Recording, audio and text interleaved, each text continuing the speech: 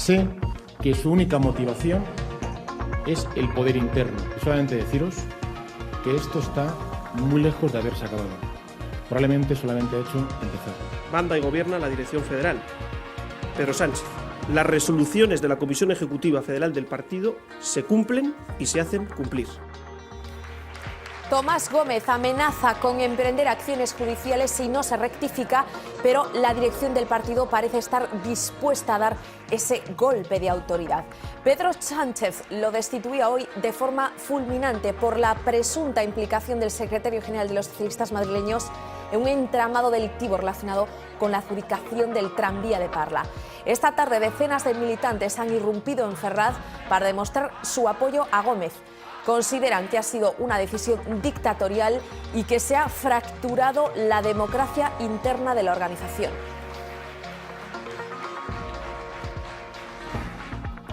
Buenas noches. Nueva crisis en el PSOE con las elecciones a la vuelta de la esquina. Una cita con las urnas a la que hoy desde Galicia, desde el Parlamento, han apelado los afectados por hepatitis C. Lo que está pasando con ellos, dicen, les pasará factura a los diputados del Partido Popular. Que o vaso da crispación está máis que sobordado. Isto vai ter consecuencias para os deputados do Partido Popular que hoxe votaron o que votaron. Gritos de desesperación desde la tribuna. Los enfermos aseguran que se está pisoteando su dolor. Amenazan al Sergas con hacer públicos los nombres de los miembros de la subcomisión que aprueba los tratamientos. Esa que dicen está decidiendo si viven o mueren. La consellera de Sanidad pide respeto para los profesionales, al tiempo que anuncia que a partir del viernes se aplicarán nuevos criterios clínicos. Indefenso ante la sensación de que el proceso judicial en el que está inmerso tiene ya un final escrito, Pachi Vázquez habla en los pasillos del Parlamento.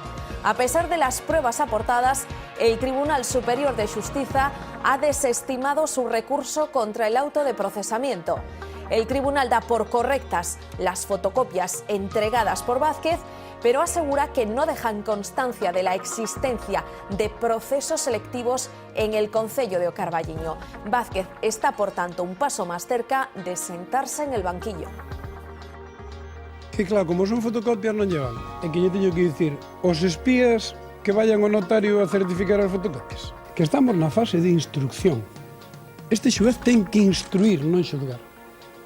E eu teño unha sensación outra vez de que se está máis xulgando que instruindo. Con las noticias judiciales abriendo informativos y el nombre de los jueces en boca de todos, hoy en Lugo hemos escuchado a una de las consideradas magistradas estrella, Estela San José.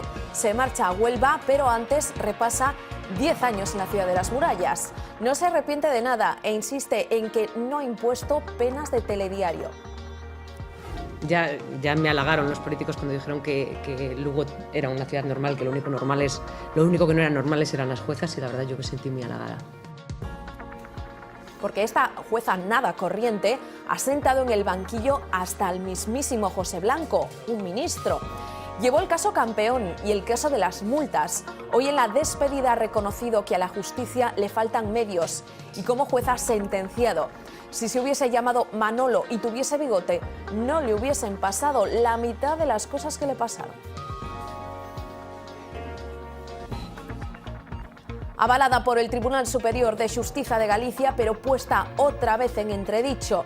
La Cruz de Ocastro es uno de los símbolos franquistas que señala una nueva iniciativa judicial, la de un abogado que va a denunciar a 35 alcaldes de España por desobedecer la ley de la memoria histórica, entre ellos 3 gallegos, los de Lugo, Berín y Vigo. Enseguida nos vamos de ruta por la simbología franquista que sigue visible en las calles de la ciudad olívica. Extraían marisco de zonas C con alto contenido en bacteria E. coli, no apto desde luego para el consumo, y después lo comercializaban utilizando documentos falsos que en realidad pertenecían a una persona ya fallecida. Los 13 detenidos en la llamada Operación Japónica han quedado en libertad con cargos. Entre los arrestados hay furtivos, pero también el propietario de una conocida empresa de comercio mayorista de pescados y marisco. Ferrol, Mugardos, Miño, A Coruña y San Sebastián son los escenarios de la trama.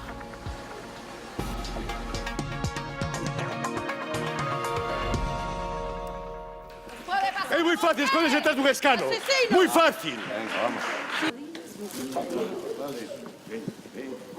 Acusaciones directas a los diputados del Partido Popular desde la tribuna del Parlamento.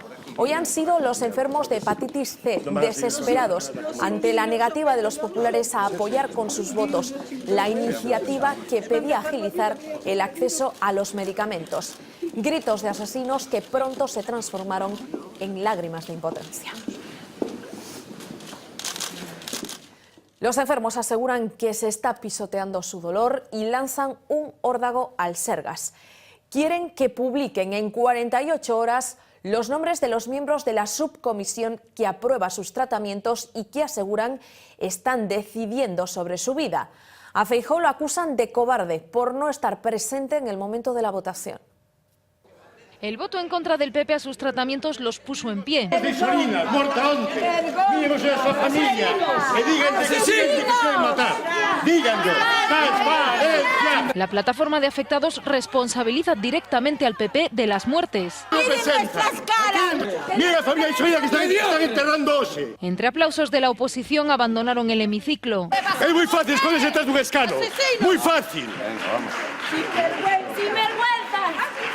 La tensión derivó en lloros de impotencia, como los de Maica Pereira. Ella y su marido están a la espera de la medicación. Los indignos son ellos, no nosotros. Indignos, sinvergüenza.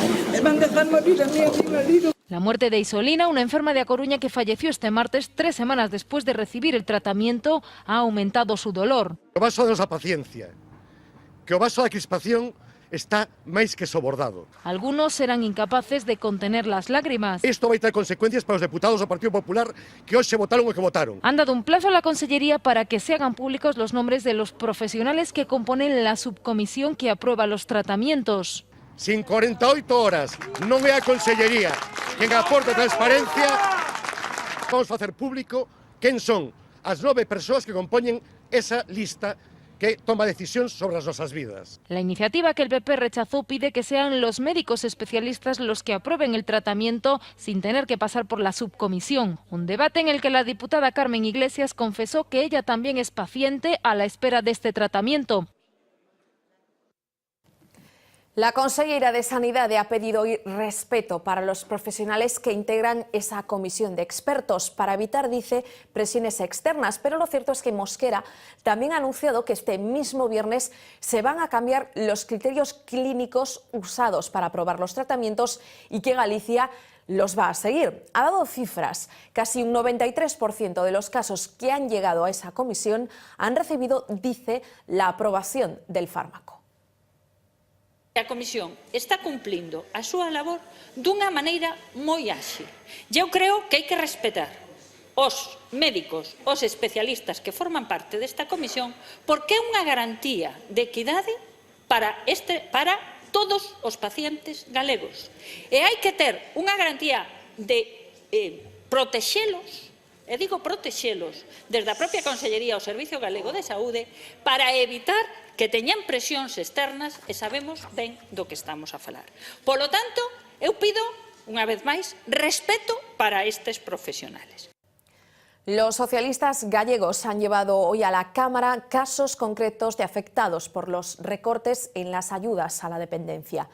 Jesús y Guadalupe, un dependiente que no cobra nada y una cuidadora que tampoco recibe prestación, han sido los ejemplos que ha enarbolado Méndez Romeu como muestra de los 16.000 gallegos dependientes sin ayudas. Feijóo asegura que ahora cobra el 68% de los afectados frente al 30% que lo hacía con el bipartito. Que lle ten que decir vostede aos Guadalupe, aos Jesús, que teñen que morrer sen recibir ningunha prestación e sen recibir ningunha atención por parte do seu goberno? O que nos adicamos, con 2.000 millóns de euros menos que vostedes, a pasar do 30% das persoas que cobraban a dependencia a que hoxe a cobren o 68%. En 6 anos Endesa máis tuvo un minuto para reunirse coa xente que sufre. A vostede o que lleva é o contacto cos poderosos. As persoas teñen dereito, o que non hai dereito é que vostede me veña aquí con casos que vostedes deixaron sin arranxar. Por un servicio de hemodinámica que esté operativo las 24 horas, esta pasada noche 3 personas iniciaban un encierro que pretendía ser indefinido en el propio vestíbulo del Hospital de Lugo, pero a las 7:15 de la mañana han sido desalojados por agentes de la Policía Autonómica. Ahora ya están pensando en nuevas medidas de presión. Insisten en que el actual servicio de 8 a 3 es insuficiente porque cuando se habla de pacientes infartados el tiempo es crucial. E se está molestando moito todo o que estamos facendo, desde logo. Isto molestalle máis que unha manifestación ou que calquera outra cousa, non? Cando a nós o que nos doe en realidad son os infartos que non poden chegar con vida, pois, por exemplo, a Coruña ou por aí, non?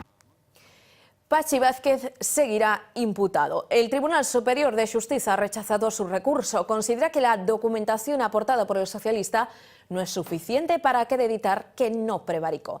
Se le achacan 37 contrataciones a dedo durante su etapa como alcalde de Ocarballiño. Indefenso y prejuzgado, así se siente Pachi Vázquez. Síntome indefenso. Unha sensación que tese que isto está xa predeterminado, que da igual o que te vaya presentando ou non. Estamos na fase de instrucción. Este xuez ten que instruir, non xulgar. El Tribunal Superior de Justicia de Galicia ha desestimado el recurso que Vázquez presentó contra su procesamiento por prevaricación continuada. De nada sirvieron los documentos aportados por el socialista. Que claro, como son fotocopias non lle vale. É que lle teño que dicir, os espías que vayan ao notario a certificar as fotocopias. No habrá notarios, pero sí fotografías. El alto tribunal le ha pedido que explique dónde están los documentos originales. Según Vázquez, escondidos en el Ayuntamiento de Ocarballiño, en carpetas como estas. El todavía diputado critica que las acusaciones en su contra hayan ido cambiando, pero siga imputado. Pasamos de que eran todos enchufados a que ahora sí hai expedientes. Pasamos de que non había oferta pública a que sí as hai no INEM, pero que lle parece que tiñan que ser de outra maneira. Como cando te para tráfico e dice, bueno, ahora las luces de repuesto. Sempre chegamos a las luces de repuesto. Bueno, se me quero usted multar, me multa e acabamos antes, non? Asegura que se le está causando un daño irreparable. La apertura de juicio oral le obligaría a dejar su escaño en el Parlamento. La Operación Z, que investiga una supuesta trama de cursos falsos de empleo en Galicia, tenía hoy una nueva cita en los juzgados. Una ex empleada de Gerardo Crespo, imputada, ha confirmado que de la sede de AZNet salían sobres con dinero. Ella los elaboraba y era el propio Crespo quien los repartía. Y aunque dice que no lo llegó a ver nunca, ha asegurado que la orden era priorizar los pagos dirigidos a Pachi Lucas, el supuesto conseguidor de los cursos y empresario relacionado con Núñez Feijóo. De investigar grandes causas judiciales se ha encargado una de las juezas más mediáticas. Estela San José deja Lugo tras 10 años siendo implacable con la corrupción. Se marcha pidiendo más medios para luchar contra la violencia machista y contra la corrupción y sin haber visto aún cómo se juzgaba uno de los casos más sonados, la Operación Campeón. La hemos visto durante 10 años en estos juzgados, un tiempo en el que no le ha temblado el pulso. Sus actuaciones han provocado que se investigara incluso a un ministro. La Operación Campeón o el caso de las multas de tráfico son algunas de las macrooperaciones judiciales que la convirtieron en mediática. Es la jueza Estela San José, una mujer políticamente incorrecta, pero comedida en sus declaraciones públicas, que hoy ha dado respuestas cuando prepara las maletas para cambiar Lugo por Huelva. Me voy porque creo que para dedicarme el 100% a la violencia de género no estoy en estos momentos en las mejores condiciones. Es un cansancio laboral. No tengo medios, no tenemos medios. Y la imaginación llega un momento en que se agota. Ha sido muy satisfactorio ver víctimas que han salido adelante. Ha sido satisfactorio ver algunos condenados que han sido reeducados. La causa más complicada, la muerte de Montserrat Labrada. Para mí fue la más difícil. Habla como jueza y como mujer, porque eso, el ser mujer, dice que se lo puso más difícil y evita las comparaciones con Pilar de Lara, también a la cabeza de macrooperaciones judiciales a las que hoy ha evitado referirse de forma explícita, aunque sí ha defendido su profesionalidad y la de su juzgado. Las penas de telediario, que las ha habido, no las he impuesto yo. El que una persona salga o no salga diciendo en prensa soy responsable, dimito o no dimito, a mí es que eso me da lo mismo. Es que yo no trabajo para conseguir ni dimisiones ni explicaciones. ¿Te arrepientes de algo de lo que has hecho en Lugo? No. ¿Volverías a hacer lo mismo que hiciste? Sí. La esperan en el penal número 3 de Huelva. Otra noticia judicial, Procedente del Tribunal Superior de Justicia, se analiza hoy en Vigo. La cruz franquista se queda tal y como lo había pedido el Ayuntamiento, tal y como se había aprobado en el Pleno. La Asociación Memoria Histórica do 36 no sale todavía de su asombro por la resolución a la que le ve un cariz claramente político. Mientras tanto, desde el Concello el dictamen se valora de forma positiva. El regidor interpreta en el auto la confirmación de que la cruz no genera conflictividad en la ciudad olívica. Sorpresa. Bueno, hai que seguir, hai que empezar de novo. Temos as posibilidades de ir ao Tribunal Constitucional ou ir ao Tribunal Supremo. E a veces a terceira vai a vencida. Símbolos son símbolos, e como símbolos non se poden cambiar. E coido que non ten atribucións nin un alcalde, nin unha corporación para determinar o que despois é outra cousa. La última resolución nos da la razón en el sentido que la cruz no molesta a nadie y la cruz debe de seguir ahí. Se retiraron de todas las iglesias de esta ciudad, de todas, todos los símbolos fascistas. Y siendo yo alcalde, se tiró el monolito de las Islas Cíes. Nuestra acción en defensa de la memoria histórica está fuera de toda duda. Y ahora el Tribunal Superior de Justicia de Galicia nos avala. Pues solo un día después de esa sentencia llega otra denuncia por incumplir la ley de memoria histórica. Un abogado madrileño acusa a 35 alcaldes de desobedecer la norma y conservar los símbolos franquistas. Entre los denunciados hay 3 gallegos, los regidores de Lugo, Vigo y Verín. Hoy hacemos una ruta por la simbología franquista que todavía sigue viva en las calles de la ciudad olívica. Justo cuando el Tribunal Superior de Justicia de Galicia anula la sentencia de derribo de la Cruz do Castro, este monumento levantado en 1961 por la Falange vuelve a los juzgados, esta vez de la mano de un abogado que ha denunciado a varios alcaldes españoles, entre ellos el de Vigo, por mantener huellas del franquismo en sus ciudades. En el caso de Abel Caballero, 2 son los símbolos franquistas que le reclama, uno de ellos, la polémica cruz. Una cosa bonita que está ahí. Y la cruz de todos. Que se quede, sí. No me estorba, es indiferente. Me preocupan más otras cosas. Es algo que es típico de Vigo. Hay gente a quien le ofende. Ofensa, ¿por qué? Ese es un símbolo religioso. La gente que vivió eso, pues estará desencantada, sí. Si se sienten ofendidos, peor para ellos. Y de la Cruz de Ocastro nos vamos a la calle Areal, muy cerca del puerto de la ciudad. Allí se encuentra el otro vestigio franquista que recoge el abogado Eduardo Ranz en su demanda. Se trata del edificio de la aduana, con un elemento del régimen que no debería pasar desapercibido. Aquí luce en todo su esplendor el escudo preconstitucional que contiene el águila de San Juan, pero en este caso la responsabilidad de retirarlo es del Ministerio de Hacienda. ¿Usted sabía que esto era un símbolo franquista? No, es la primera vez que lo veo. El escudo. Hay el escudo, sí. ¿Cuántos símbolos franquistas crees que todavía hay en Vigo? No lo sé. Ahora mismo no me doy cuenta de ninguno. Hay ahora en ningún sitio. Muy cerca de la aduana, otro escudo preconstitucional preside el sindicato de estibadores. También encontramos otro en el Instituto Santa Irene. En iglesias como la de Coruso, el tallado en sus piedras recuerda el nombre de los caídos y en la de Santiago de Vigo todavía permanece José Antonio Primo de Rivera. Además hay placas con el legendario símbolo flechado en bloques y edificios. 3 días después de la multitudinaria manifestación en Santiago a favor del gallego, el BNG le pidió a Feijóo que rectificase sus políticas. El presidente acusó a los nacionalistas de querer dividir e identificar el idioma con el nacionalismo y anunció un plan para dinamizar el uso del gallego, invitando a la oposición a sumarse al proyecto. O galego está nunha situación límite. Existe un clamor social exixindo o fin das súas políticas lingüicidas. O que estou preocupado é por que non utilizamos o galego se o sabemos e o coñecemos e o sabemos escribir. Non condene a morte o galego si de verdade ama este país, rectifique e acabe cas súas políticas lingüicidas. Si a Galicia dos vós galegos solamente fora as que vota o BNG, comprenderá que a inmensa maioría de Galicia estaría perdida. Pois eu lle pido a Galicia que non identifique a lingua co nacionalismo. Señoría, eu son tan galego como vostede. Moitas grazas, señor.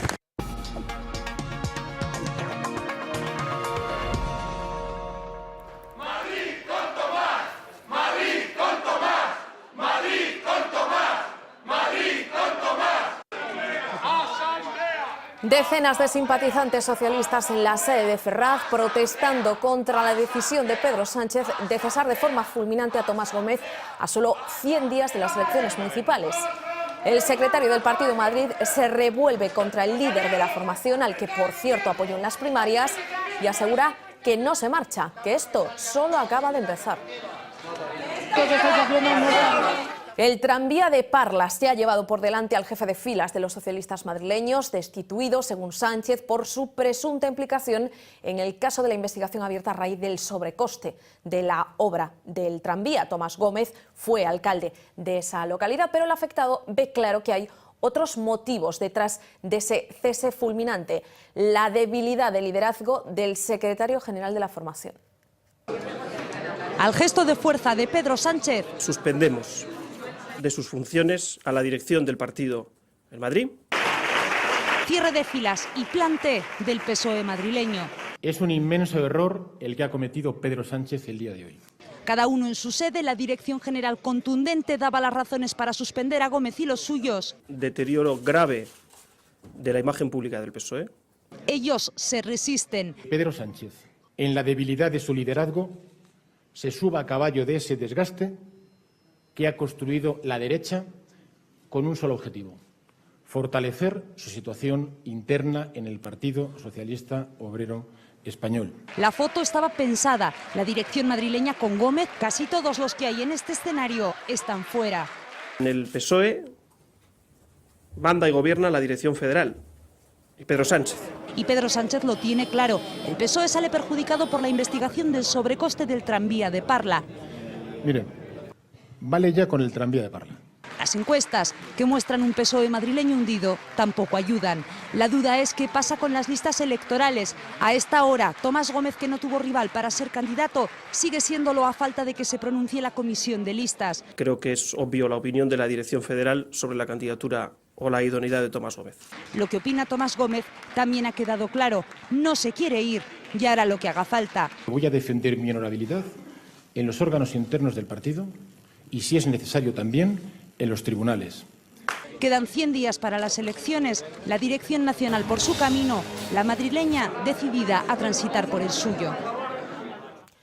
La noticia cogió por sorpresa al propio Gómez, pero también a muchos integrantes de las filas del PSOE. Incredulidad y silencio, porque pocos se han manifestado hoy más allá de eso. De momento, Sánchez ha creado una comisión gestora que va a presidir Simancas, que regresa, por cierto, 8 años después al Partido Socialista madrileño. En las próximas horas conoceremos quién será el nuevo candidato al gobierno de la comunidad. Mediodía en los pasillos del Congreso, los periodistas parlamentarios llevan la noticia a los diputados socialistas. ¿Cómo la destitución del señor Gómez? No entiendo. Ni idea. Me acabo de enterar. Nadie sabe nada. Voy a enterarme a ver qué ha pasado. Eduardo Madina se une a Manuel Chávez en un corrillo para enterarse de qué ha pasado. A su conversación se suma José María Barreda y la actitud es la misma. A mí me pasa lo mismo que al señor Madina. La sorpresa, que también lo era para Susana Díaz. Ella tampoco estaba al corriente de este golpe de autoridad socialista y su reacción en este momento es reservar su valoración para más adelante. No tengo información y no puedo hablar de algo que a día de hoy no conozco. Me parecería correcto por mi parte hacerlo. Próximamente conoceremos si se posiciona junto a Pedro Sánchez o más cerca del hasta hoy líder de los socialistas madrileños. Así se han puesto las cosas. Mire, señor Rajoy, con este nuevo frente interno abierto, mucho me temo que usted no va a llegar al gobierno de España. Además del habitual en su oposición al gobierno. Vamos ahora con otra guerra abierta de Sánchez contra Gómez a Montoro contra Monedero. El ministro de Hacienda niega que se estén filtrando desde su departamento datos sobre investigaciones de fraude fiscal. Tampoco le consta el supuesto malestar que su actuación habría provocado entre los técnicos de la agencia tributaria. Amenazador o amenazado, Montoro vuelve a cargar contra el número 3 de Podemos. La oposición cierra filas contra el ministro Montoro. Nunca la hacienda pública había llegado tan bajo. El señor Montoro está bordeando continuamente la ley. Montoro no juega limpio, de hecho nunca ha jugado limpio. Que el señor Montoro utiliza bravuconadas y amenazas, lo vemos todos los miércoles. Hacienda no puede hacer públicos datos de Ciudadanos, pero Montoro no ha tenido problema en hablar de Monedero. A encubrir gastos que no son reales. Y hoy, ante las críticas, nuevo ataque, también hacia Podemos. El que amenaza es el político ese que se levanta y dice: no te tengo miedo. Y ese político es Monedero. ¡No me vas a dar miedo! Yo no tengo que meter miedo a nadie, a no ser que sea un defraudador fiscal. Políticos, tertulianos y artistas han sido otros de sus objetivos. Porque algunos de nuestros famosos actores no pagan impuestos en España, señoría. El presidente del gobierno... Buenos días. no habla sobre los sonados comentarios de su ministro. Caso Martín Safadesa. El Supremo da la razón a Manuel Jove en su pleito con la compañía y desestiman los recursos presentados por Fernando Martín, el propietario que le exigía al empresario gallego más de 1.500 millones por la supuesta sobrevaloración de Fadesa cuando esta fue vendida. Lo acusaba de haber inflado los números de la empresa justo antes de cerrar la operación, en el año 2007. También lo responsabilizaba de la suspensión de pagos a la que se vería abocada Martín Safadesa solo un año después. De esta forma, el Alto Tribunal ratifica los fallos anteriores dictados por el Juzgado Mercantil número 1 de A Coruña y por la Audiencia Provincial. Martín Safadesa tendrá ahora que asumir las cotas del proceso judicial. El acusado de agredir a un policía en la rotonda de Coia, en Vigo, ha negado hoy los hechos ante el juez. Su abogada cree que las fuerzas de seguridad se excedieron en su actuación. La Fiscalía pide para él 2 años y medio de cárcel y 1.240 euros de indemnización para el funcionario supuestamente lesionado en un brazo a raíz de un golpe. La defensa del presunto agresor, que pide la libre absolución de su cliente, aporta como pruebas de su inocencia vídeos grabados durante la manifestación, imágenes que demostrarían que fue un contacto fortuito. Pois afrontamos o xuizo coa conciencia tranquila de saber que as acusacións son falsas, que se está imputando 2 delitos moi graves e que non hai fundamento para esas acusacións, pero tamén sabemos que no sistema judicial, neste sistema judicial, as testemunhas dos policías, dos agentes de autoridade, teñen presunción de veracidade. Los 13 detenidos por comercio ilegal de marisco han quedado en libertad con cargos. Están acusados de delito contra la salud pública, falsedad documental y pertenencia a grupo criminal. Los documentos que expedían con apariencia legal pertenecían realmente a una persona ya fallecida. Según la Guardia Civil, el producto era extraído en la ría de Ferrol, en zonas C, catalogadas así por sus altos contenidos en bacteria E. coli. En los registros se descubrieron varias depuradoras ilegales y se incautaron 2.000 kilos de molusco. La llamada Operación Japónica se ha desarrollado de manera simultánea en Ferrol, Mugardos, Miño, A Coruña y San Sebastián. El abogado de 2 de los arrestados asegura que sus clientes son mariscadores furtivos que solo acuden a trabajar de forma ocasional y que no utilizan esta actividad como medio de vida. En el concello de Ames, un hombre ha perdido la vida tras caer de un poste de electricidad cuando trabajaba en la carretera entre Santiago y Roxos. Ocurrió alrededor de las 11 de la mañana en el lugar de Covas. Todavía no están muy claras las circunstancias que rodean el suceso. También hay quien apunta que fue el poste el que se cayó encima de él, golpeándole en la cabeza. En cualquier caso, las lesiones fueron tan graves que le causaron la muerte inmediata. El operario fallecido tenía 35 años y era vecino de Negreira. Su mujer está embarazada de su segundo hijo. El riesgo de descarrilamiento en la línea del Albia era de 1 cada 6 meses. Es una de las conclusiones del informe de los peritos de la aseguradora de Renfe, que cree que Adif cometió graves deficiencias a la hora de evaluar los riesgos. Según este documento, Adif no actuó de acuerdo a la normativa europea, así que el riesgo en la zona de Angrois era previsible e intolerable. La solución, además, no era técnicamente compleja, pero Adif, según este informe, no había evaluado correctamente el riesgo del factor humano. Las víctimas, que poco a poco van conociendo estos informes periciales, le han contestado en su página web al exministro José Blanco. Después de que este publicase un artículo sobre el AVE, las víctimas le piden que se esté calladito porque él inició, dicen, las chapuzas que provocaron el siniestro donde perdieron la vida 79 personas. Tragedia en aguas de Sicilia. Unos 300 inmigrantes habrían muerto en las últimas horas cuando trataban de atravesar el canal de Sicilia para llegar hasta Lampedusa. 4 botes neumáticos con unas 100 personas a bordo cada uno partieron de una playa cercana a Trípoli, en Libia, el pasado sábado. El lunes se encontraron 2 lanchas prácticamente vacías. Aparte de los 106 inmigrantes, la tercera que fueron rescatados ese día, 29 fallecieron por hipotermia. De la 4ª embarcación aún no se sabe nada. Entre los supervivientes hay un niño de 12 años. Los traficantes les quitaron sus pertenencias antes de embarcarlos y los llevaron a alta mar a pesar de las pésimas condiciones meteorológicas que había en ese momento. Un año después, los juzgados empiezan a señalar responsables. 16 agentes de la Guardia Civil tendrán que declarar en calidad de imputados por lo ocurrido el 6 de febrero de 2014 en la playa ceutí de El Tarajal.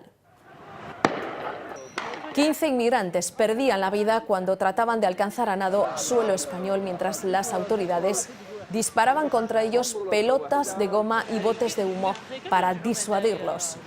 Deberán comparecer entre el 3 y el 11 de marzo. Son un capitán, un sargento, un teniente y 13 guardias civiles. Todos ellos estuvieron presentes en el momento de los hechos. Se investiga un presunto delito de homicidio por imprudencia.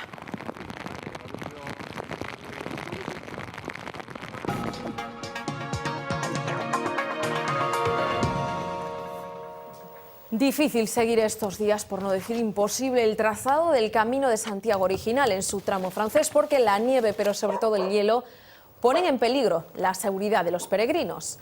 La carretera menos bucólica y auténtica, pero más práctica, se convierte en la alternativa casi obligatoria. Todavía con el efecto del anticiclón sobre Galicia, el paisaje blanco bajo el cielo azul es todavía más impresionante. Las bajas temperaturas por debajo de los 0 grados en puntos de montaña no asustan a los caminantes. Nada, salimos de Cebreiro y cambiamos por la carretera porque el camino no se puede ir porque hay mucha nieve y hielo. Al andar no hay frío, ¿eh? La nieve es bonita y ver el paisaje todo blanco es maravilloso.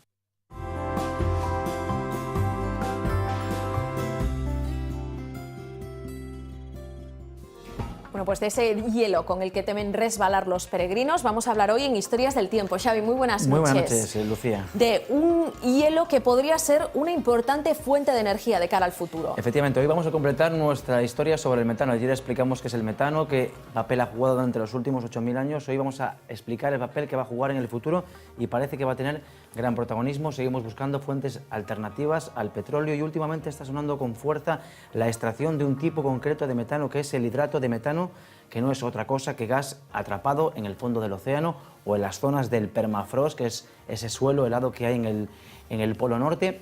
Si va a ser así, de cualquier forma deberíamos parar, Lucía, y reflexionar, porque al final lo que pone de manifiesto es que no estamos haciendo los deberes con las energías alternativas, porque hay que recordar, como dijimos ayer, que el metano es un gas muy potente de efecto invernadero, que estas extracciones se podrían hacer de forma segura, pero si ese gas saliese hacia la atmósfera, entonces sí que tendríamos un problema y entonces sí que el calentamiento global aumentaría de forma ya desorbitada. Y de hecho hay precedentes, lo vamos a explicar hoy en Historias del Tiempo. Vamos allá, Xavi.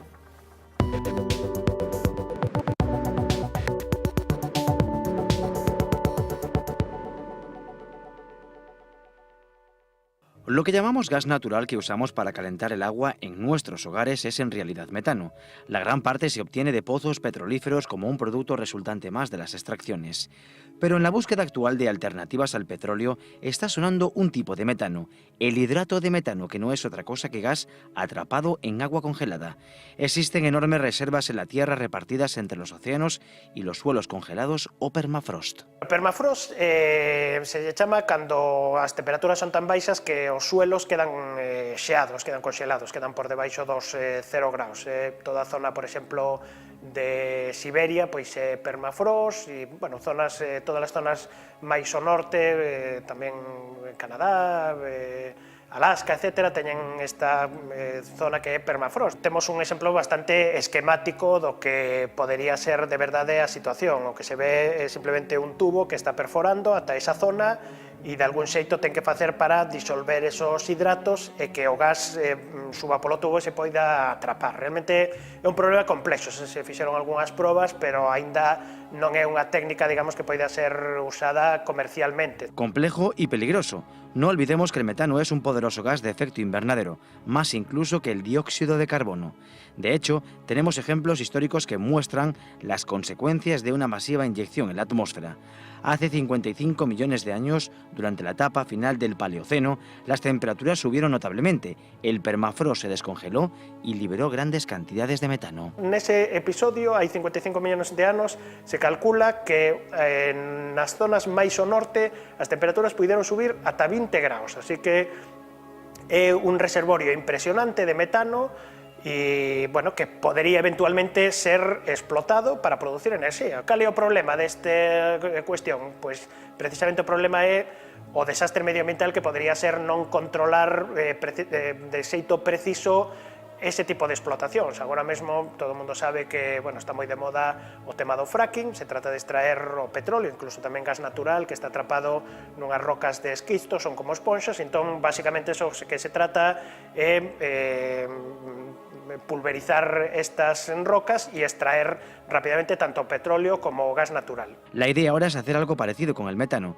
pero no deja de ser llamativo que tengamos que considerar como fuente alternativa a un gas que puede suponer un riesgo todavía mayor para el clima. A verdade é que isto pode chegar a facerse en condicións de moita seguridade, pero nunca vamos a estar libres de escapes de metano. O metano é un gas de efecto invernadero moi potente e iso empeoraría o problema do cambio climático. Realmente, os especialistas o están vendo quizá como unha ponte de cara á transición enerxética que temos que facer para usar máis enerxías renovables, porque ao final o problema do cambio climático non é máis que un problema de como producimos e de como usamos a enerxía, e está clarísimo que temos que ir pouco a pouco abandonando as enerxías procedentes de combustibles fósiles, transitando cara a enerxías renovables. Decía Nikola Tesla que a lo largo del espacio hay energía y que es cuestión de tiempo hasta que los hombres tengan éxito para encontrar mecanismos que permitan aprovecharla.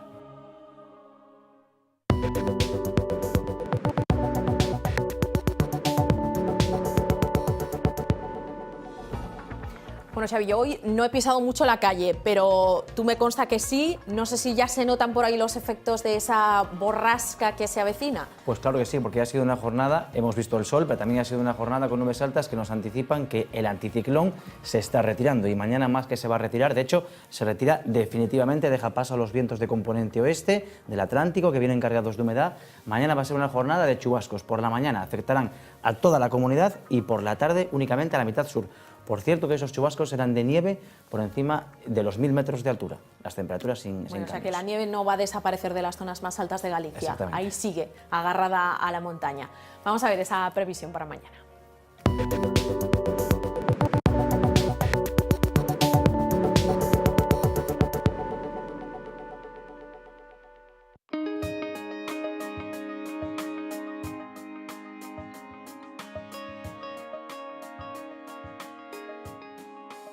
Este jueves el anticiclón se va a retirar hacia las Azores y dejará Galicia bajo la influencia de las borrascas que se forman sobre las islas británicas y por tanto quedaremos en un régimen de vientos de componente oeste que aportarán nubes y chubascos. Los cielos estarán nubosos con chubascos generalizados por la mañana. Por la tarde caerán únicamente en la mitad sur de la comunidad. La cota de nieve se va a situar en torno a los 1000 metros de altura. Las temperaturas mínimas experimentarán un ligero ascenso, pero las máximas se mantendrán sin cambios significativos. Los vientos soplarán flojos del suroeste, aumentando en intensidad por la noche.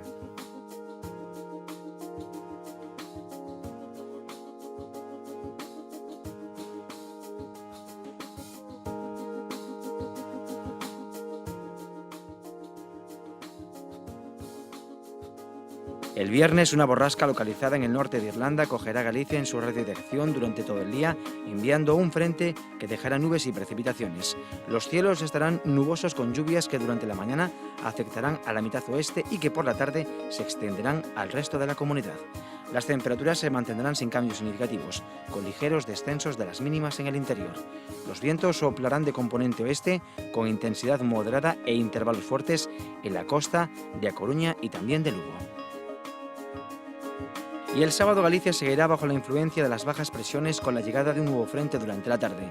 Los cielos estarán nubosos por la mañana, con nubes más compactas en la franja atlántica. Por la tarde las lluvias comenzarán por la costa oeste y comenzarán a extenderse a toda la comunidad, siendo ya generalizadas por la noche. Las temperaturas mínimas ascenderán ligeramente, mientras que las máximas no experimentarán cambios significativos. Comprobamos ahora el estado de la mar que espera este jueves. En las Rías Baixas soplará viento del sur por la mañana y del suroeste por la tarde con fuerza de 2 a 5, marejaría marejada con visibilidad regular y con mar de fondo de noroeste con olas de 1 metro de altura. En la Costa da Morte, viento del suroeste con fuerza de 2 hasta 6, marejadilla a fuerte marejada con visibilidad regular y con mar de fondo de noroeste con olas también de hasta 1 metro. En la zona de Artaboribares, viento del suroeste, también con fuerza de 3 hasta 5, marejada, fuerte marejada con visibilidad regular y con mar de fondo de noroeste con olas de 1 metro. Y por último, en la costa cantábrica, viento del sur por la mañana y del oeste por la tarde con fuerza de 2 hasta 5, marejadilla marejada con visibilidad de buena regular y con mar de fondo de noroeste con olas que alcanzarán el 1 metro de altura.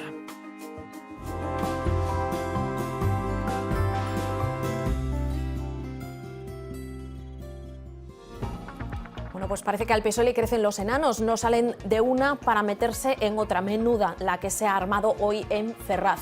Del asunto, por supuesto, se hablará dentro de unos minutos a partir de las 10 en Vía V. Buenas noches, Fernanda. ¿Qué tal, Lucía? Muy buenas noches. Pues efectivamente, si montan un circo les crecen los enanos, hay quien considera que el PSOE se está haciendo directamente el harakiri. Así que hay muchas cosas que analizar, incluido ese intento de abordaje de militantes a la sede de Ferraz, pero no se pierdan, se lo recomiendo vivamente, la entrevista que hoy vamos a mantener con uno de los grandísimos periodistas de investigación de este país. Se llama Gregorio Morán, está muy de actualidad porque está presentando un libro, El cura y los mandarines, en los que no deja títere con cabeza, literalmente. Un personaje incómodo para muchos que estoy convencida de que va a dar titulares así de grandes. Así que a partir de las 10 estén pendientes, que se sentará con nosotros aquí en la mesa de Vía V. La dirección del Partido Federal ha aprobado una resolución por la cual suspendemos de sus funciones a la dirección del Partido de Madrid, así como a sus órganos de control. Y yo lo que lamento es que Pedro Sánchez, en la debilidad de su liderazgo, se suba a caballo de ese desgaste que ha construido la derecha con un solo objetivo: fortalecer su situación interna en el Partido Socialista Obrero Español. Que esto está muy lejos de haberse acabado. Probablemente solamente ha hecho empezar. Y para polémica también la que ha generado, sobre todo en la ciudad de Vigo, ese dictamen, esa sentencia del Tribunal Superior de Xustiza de Galicia que aboga por mantener en su sitio la Cruz do Castro, de simbología franquista. Enseguida hablamos, a la vuelta de publicidad.